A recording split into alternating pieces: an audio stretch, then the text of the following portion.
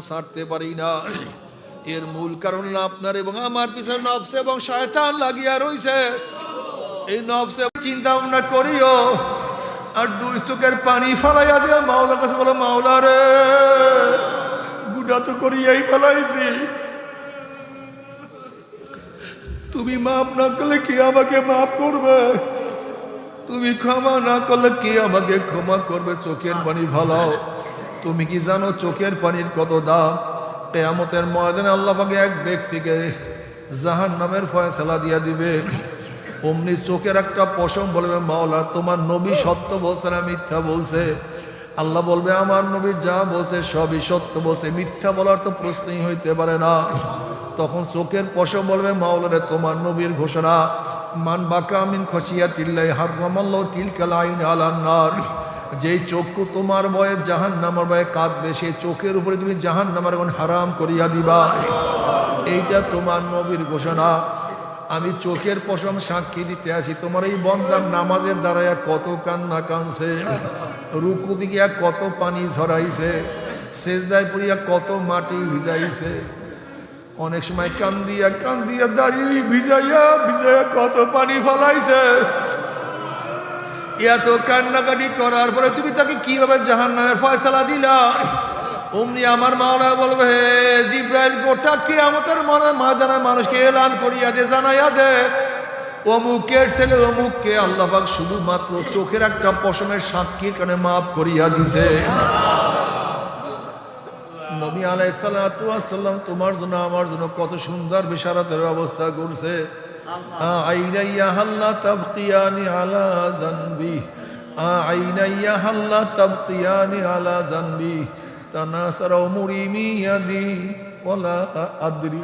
ও আমার চক্ষু, এ চক্ষু, তুই আমার গুনার কথা স্মরণ করিয়া কেন কান্দো না? এ আমার চক্ষু, তুই আমার গুনার কথা স্মরণ করিয়া কেন কান্দো না? অথচ আমার সামনে আমার দাড়ি পাকিয়া গেল, চুল পাকিয়া গেল, চোখের পাওয়ার নষ্ট হইয়া গেল, আমার সামনে আমার হাত দুর্বল হইয়া গেল, আমার সামনে আমি কবরের কিনারায় চলে আসলাম, আমার সামনে সব ঘটনা ঘটিয়া গেল, আমার সামনে সব ঘটনা ঘটিয়া গেল, অথচ আমি কোনো কিছু টেরও করতে পারলাম না।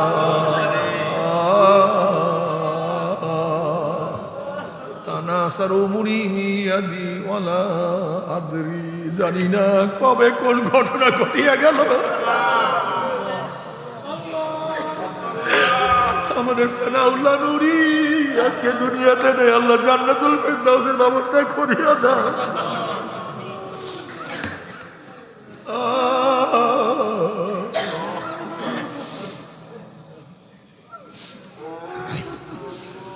আল্লাহ তওবা করার তৌফিক দিয়া দাও। বাবার যদি মাওলা কিনিয়া কিয়ামতের ময়দানে উঠতে পারি, কামিয়াব হয়ে যায়।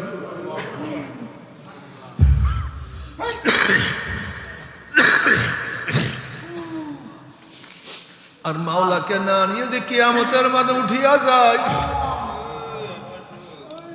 হাত পার মধ্যে জাহান্নামের শিকল লাগিয়া যাবে।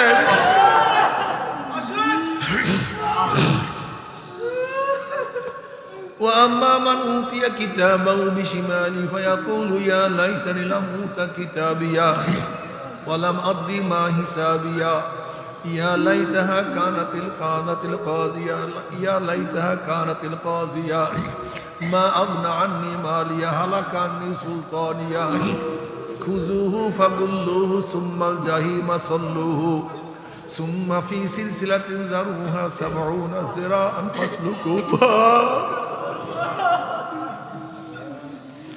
আল্লাহ পাক বলবে, নাফরমানকে ধর, ওকে বান্ধিয়া ফেলা।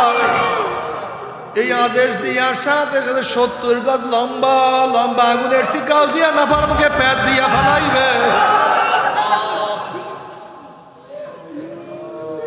উপায় নাই।